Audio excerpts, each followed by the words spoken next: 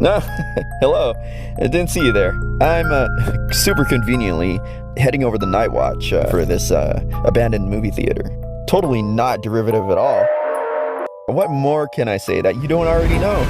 Halloween Horror Nights this year is one of the biggest years of them all, bringing some of the biggest franchises and fans from all corners. It's insane. Trying to do all the mazes at each park in one night is tougher than ever, but it is possible with some very careful planning and some patience. Now, there are a lot of repeats though, across all the parks. Japan has quite a bit returning, but I mean, hey, they're fun. A lot of the guests seem to love them. The Chucky maze is back, and that's super popular. They have one new maze and a new experience. A lot of the scare zones are what you expect in Hollywood. Some pretty cool scare zones in Florida, but there is one real good standout, the Cat Lady of Crooked Lane. Very cool, brings the Halloween vibes to Orlando. It's been needing that. Now, of course, you got the Terror Tram returning, which is returning with the Blumhouse theme, but I promise you it's actually a little bit better than last time. Some would say a lot better, minus the looping audio.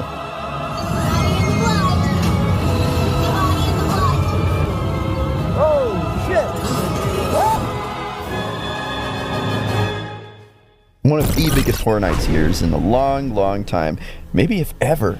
But yeah, I'm starting to notice some weird shit showing up on these security screens here, so let's just get into it real quick, because this might be the sleep deprivation catching up to me.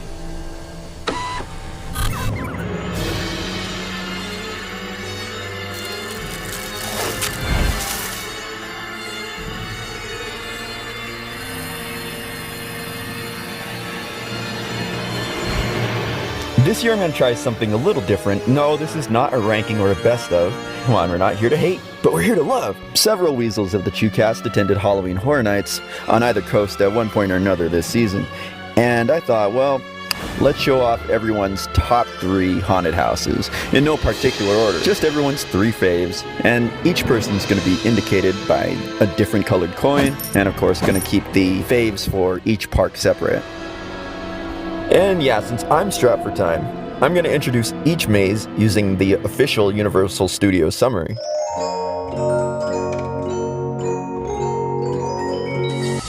Five Nights at Freddy's. Get ready for the night watch at the creepy, abandoned Freddy Fazbear's Pizzeria, where nothing is what it seems, and possessed animatronics are lurking around every corner. What I'm seeing from a lot of people is that this is probably the least scary thing at Horror Nights on both coasts this year, but it's also one of the coolest looking ones. Fans are gonna love this, and this is one of the closest Hollywood's gotten to replicating one of the Florida mazes. Yeah, they still managed to fumble with the animatronic situation, but still really cool. The Jim Henson Company knocked it out of the park once again, bringing these animatronics to life. Chock full of Easter eggs and references, and a lot of cool sets. Fans and non-fans alike are gonna find a lot to enjoy about this one. Maybe not so much the lines, but hey, there's a reason for that. More fun than scary, and it smelled like pizza. Who do you think wins in a fight? Freddy Fazbear or John's Incredibear? Freddy will give John that bite of 87. El Artista, a Spanish haunting. In 19th century Spain, a tortured artist moves to an isolated country manor to seek inspiration. Instead, the art comes alive and possesses him. You're about to be part of the permanent exhibition. This one was amazing looking, like probably the most amazing sets that they have. That's saying a lot considering how amazing all these houses look this year in Florida. This Orlando exclusive was definitely a highlight. I love how it ties in with the overall theme for the year, with the conservatory theme, and everything about it is just beautiful and truly haunting. One of the best in Orlando's lineup. Great stunts, especially with that one gargoyle.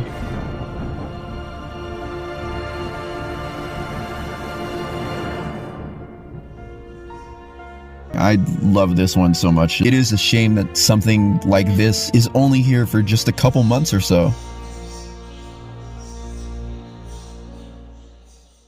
Scarecrow, music by Slash.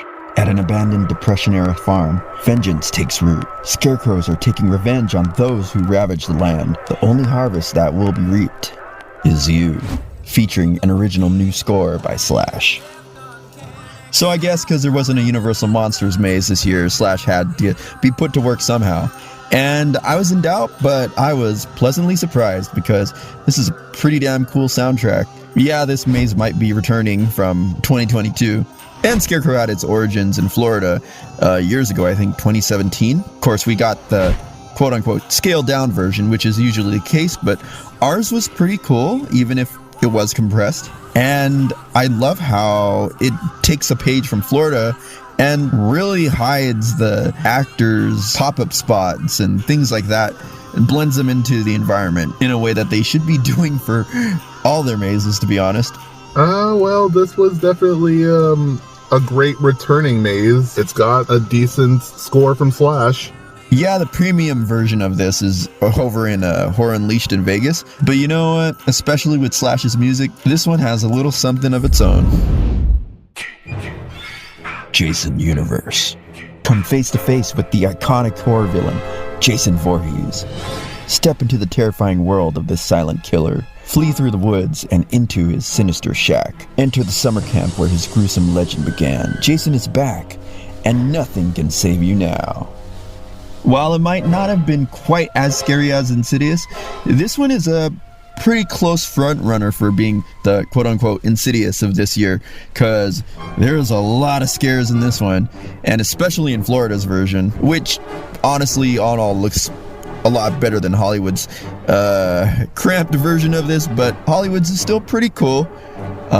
Very dark as well, like literally, except for the very end. If you're going on this early, it's going to be kind of bright. A lot of different Jasons. You might not be a fan of the new mask. I can't really tell the difference because I'm not a super fan, but as someone who could tell the difference between all the Chuckies, I get it. But there's going to be a little bit of Jason for everyone here, like, except for Jason X. Hollywood does its own unique little original story, or at least an attempt at one. Florida isn't really all too concerned about that, but it blows you away with all of its extremely startling Jason appearances, and a finale that I don't think I'll ever forget. Once you see that giant Jason mask and you go through it, you know some shit's about to go down, and it definitely does. They make Jason more aggressive in that version. He's everywhere, and there's even a standout sequence where they just throw the many iterations of Jason on this long, dark hallway. There's a reason the lines for this one are pretty massive. Grave of Flesh. Welcome to your funeral, where things are about to go from bad to worse. You'll enter your grave and then the underworld, where flesh eaters who feed on the dead will hunt you for all eternity.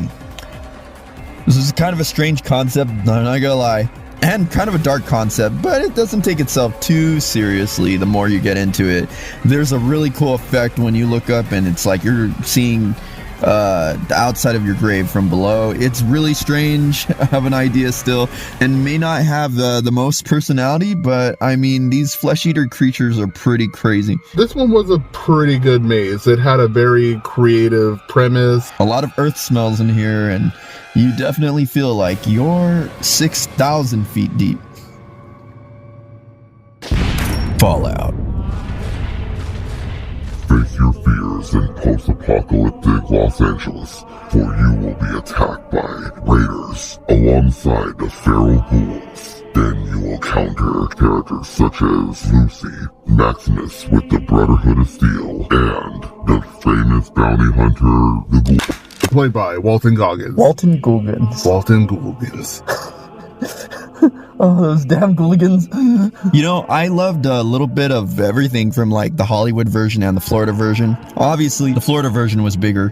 Definitely felt a bit more gritty. I don't know how else to explain it. You definitely felt like you were more in the middle of the action than in Hollywood, where it felt like you're a bystander or an observer.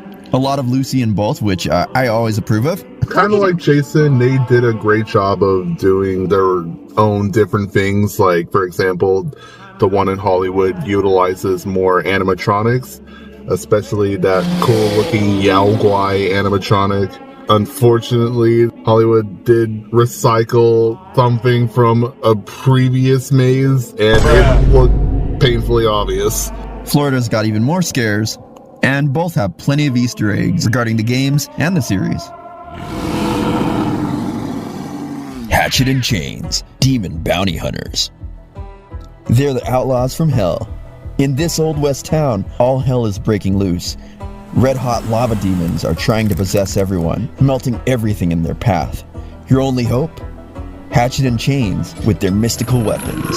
Was so glad to see these guys come back from Slaughter Cinema 2 last year. Universal decided to do an Old West theme maze and put everything in there possible. The freaking train, man. Had a awesome projections of a moving train going, and like the way they combined it with everything was pretty damn good. This one was so absurdly cool. Now, Hatchet and Chains may not have been my favorite Slaughter Cinema moment, but they're definitely my favorite duo right now. Not a great time for demons, but it's an awesome time for us. Love this maze. Knots, I hate to make comparisons. Love you guys, but you got your work cut out for you when it comes to making a Western maze. Not sure where we'll see the Hatchet and Chain boys next, but I sure rootin' tootin' can't wait. Poltergeist. Get ready to cross over. Restless spirits have overrun the infamous house atop a cemetery from the classic film, and they're drawn to you. You'll be lured up into the house by the TV's glowing whisper and cross into another world. Enter a surreal landscape where your sense of wonder will soon shift to horror as you're menaced by the rage-fueled beast. Don't get lost in the light. One of my favorite movies of all time, and was a really cool maze when this first came out in 2018, I think it was. So it was a surprise to see it come back. Honestly, I wish they added more. I know they did a lot of behind the scenes work, and what's there looks pretty cool, but they really should have taken the opportunity to add a little bit extra. If they were going to go through the trouble of bringing this back, then yeah, I mean, this movie, this haunted house deserves it. It's still good, but was it really needed this year? There's no milestones or anything. It still has some sequences that age poorly, like the infamously long dark hallway. Dolls. Let's play dead. You're about to become doll-sized and witness the unnatural creations of a twisted little girl. You'll be hunted by burnt fashion dolls, toys she's melded together, and undead horrors in her dollhouse. Welcome to a toy box of terror. This is definitely not Gabby's dollhouse because, wow, very unique idea for a maze. Really cool facade, sets up what you're in for. And yeah, being miniature sized is already like a cool novelty thing. Even if the maze wasn't scary, which it was, that alone would be enough to go through it. Had some interesting crayon smells and other things. I'm pretty sure that's what that was. A lot of startling moments, and it gets pretty loud in there. I think this is probably the loudest maze that they've had there, but it was very cool. The theme definitely opened the door for some unique scares. It's basically what happens when you have Sid from Toy Story as a girl playing with her dolls. This maze was pretty fun. It had a lot of great scares and apparently some hidden interactive buttons that I didn't even notice. I'm just finding out about this now. Oh, once again, they did it. It's a similar thing to what they did with the Major Suites the previous year. That's not sweet. WWE presents The Horrors of the Wyatt Sicks. Enter the eerie arena of the Wyatt Sicks, where you'll go through an ominous doorway into the maniacal minds of Uncle Howdy, Rambling Rabbit, Mercy the Buzzard, Abby the Witch, and Huskus the Pig. So while I may not be a watcher of WWE, a lot of my friends and people I know absolutely are, and at least in Florida, I can definitely say that they went all out to give them exactly what they would want. The one in Hollywood is a strange choice, I gotta say. You might feel a little let down, but the one in Florida, freaking amazing. I loved everything about this. It was so freaking cool. From the tunnel of TVs to all the references that even I caught. Stone Cold Steve Austin. Another one was... I saw The Undertaker. Yeah, The Undertaker was one of them too. You could tell that the production team this year were big fans of WWE, and the love and care showed a lot more in Orlando versus the one in Hollywood. So much more sequences stood out. A really amazing haunted house, and a surprisingly emotional tribute to the late Bray Wyatt.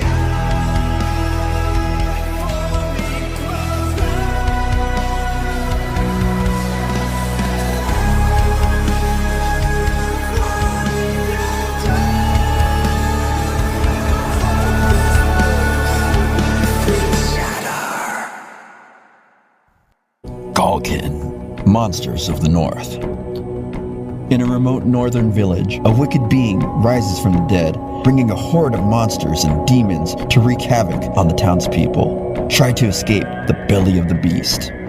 So, not exactly what I was expecting, but a really cool variation on the whole Monsters of Latin America idea, and now we get to explore other cultures, spooks and specters, and creatures and myths and legends.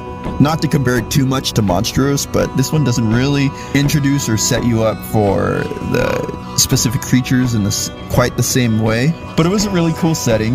One of those things where the artwork is definitely a little bit more promising than the actual experience. But I like that they tried. It still had some decent scares scattered around. It was alright. Monstruos 3, The Ghosts of Latin America. 3 legends, 1 terrifying journey. 3 legends La Muerte wants you to meet, but you'll wish you never did. So this is probably the millionth time that La Llorona was at Horror Nights, and I can't complain because she still got it. And I love how her portion is almost pitch black. Very similar to the first 2. And at this point, I mean, it's gotta. Definitely has some truly disturbing animatronics and moments as well. Well, I thought this was a great wrap-up to the Monstruos trilogy. It, like Fallout, recycled a little too much from the previous year maze. It wrapped everything up well. A fitting end to this terrifying trilogy that I never expected to be feeling a certain kind of way about. Definitely gonna miss it. Factory of Fear Zombie Tour. Nowhere to run, nowhere to hide. Can you survive the horrors of the Factory of Fear? The doors to the factory have opened. Welcome to the place where zombies are made. With each step, you uncover gruesome truths about the undead until there's no turning back. Trapped in a nightmarish slaughterhouse, you're surrounded by grotesque, relentless zombies. No help, no escape. Can you make it out alive? And naturally, our Japan correspondent, Matt, got to experience this in person. That dirty dog. Good for him, though. It sounds like it was a lot of fun. Terrifier. Nothing can prepare you for this grisly haunted house. Based on all 3 of Damien Leone's Terrifier films, try your luck against the sadistic Art the Clown in his twisted funhouse. Witness Art's gleefully grotesque handiwork of torture. You'll be left literally dripping with terror and drenched with fear. It's a whole new level of gore. Alright, so there is something to love about Hollywood and Florida's versions. Obviously, Florida is the bigger version, but for lovers of Art the Clown and all of his little hijinks, you're gonna find something to love about either of them. But yeah, the whole novelty gimmick thing about the wet path and the dry path that you've all heard about by now, yeah, I chickened out and went on the dry path. It's too bad Hollywood couldn't have some version of that, even if it's not as big of a deal as they were making it out to be at first. They were both pretty good. They had their strengths and weaknesses. Gotta give Hollywood's the art mask did look a little weird to look at first, but it kind of got used to it pretty quick. Can't beat the weird ass looking Vecna. Oh yeah, the goofy ass face. The wet and dry path options in Orlando was a little overhyped, especially with me being the only one in my group going through the wet path. And while both weren't my favorite mazes, they were still a work of art. Art's freaking awesome, and hopefully this won't be the last time that we see him at Horror Nights, because he was definitely a standout. So here's all the coins, and this gives a pretty decent idea of where everyone stands on their favorite haunted houses this year. A lot of fun. Reminder again, this is not a contest or a ranking. And that's all of it. A pretty solid year. One of the most hectic, craziest. There's so much new stuff they added, like the roaming Art the Clown. They might have outdone themselves with this one. Like, how do you follow up a year like this? We'll see what next year has in store. Good luck. But yeah, pretty much at the end of the Halloween season for this year, and it's been a crazy one for sure. Hope you all had fun, had some great memories, and something weird going on here. The heck? Anyways, remember, as always, go with a good group, plan accordingly if you're trying to do all the mazes. Get there early, don't get distracted by rides or food, try to eat beforehand, wear comfy shoes. If you're in Florida, definitely stay hydrated, especially with that humidity. Try to do the biggest mazes first and last. keep on weaseling, and have a safe and happy Halloween. Oh shit, you see what's on the screen? This is the Chewcast signing off.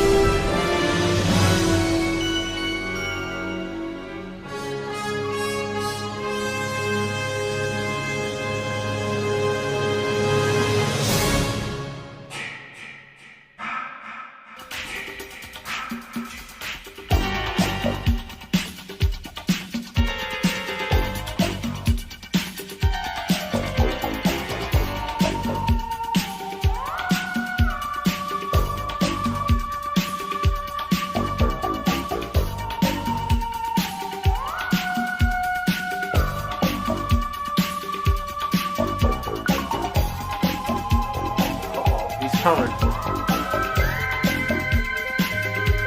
Whoa! Well, it scared the shit out of me. Now he's fighting me like in Mike Tyson's Punch-Out.